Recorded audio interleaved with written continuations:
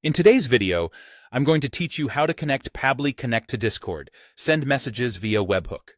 By the end, you'll have automated messages posting to a Discord channel whenever your chosen trigger happens in Pabbly Connect.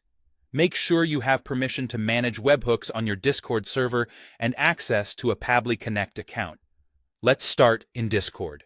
Open Discord and go to your server. Click the drop-down arrow next to the server name and open Server Settings. Head to Integrations, then Webhooks. Click Create Webhook.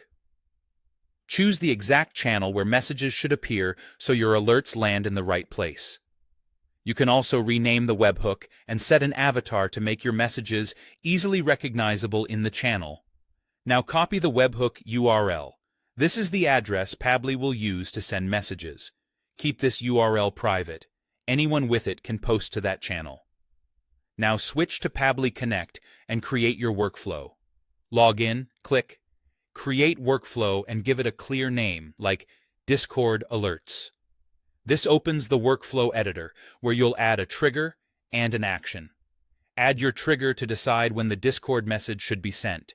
This might be a new form submission, a new sale, a new row in Google Sheets, or a webhook from another app.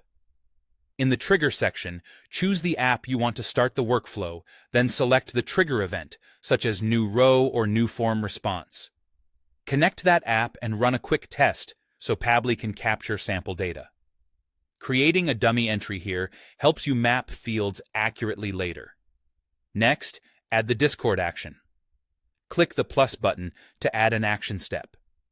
Search for Discord as the action app. Sometimes it appears as Discord or Webhook by Pabbly. For the action event, choose Send Channel Message, or choose Send Channel Message using Markdown or HTML if you want additional formatting like bold, italics, or links. Connect using the webhook URL. In the action settings, paste the webhook URL you copied from Discord. In the message field, compose the alert you want sent to the channel. Use Pabbly's field mapper to insert data from your trigger, things like names, totals, or links, so the message is clear and actionable. Keep it concise for busy channels. Finally, test your setup. Click Save and Send. Test request to send a test message to Discord. Check your server and confirm the message appears in the chosen channel with the correct data and formatting. If everything looks good, save your workflow and you're ready to let it run.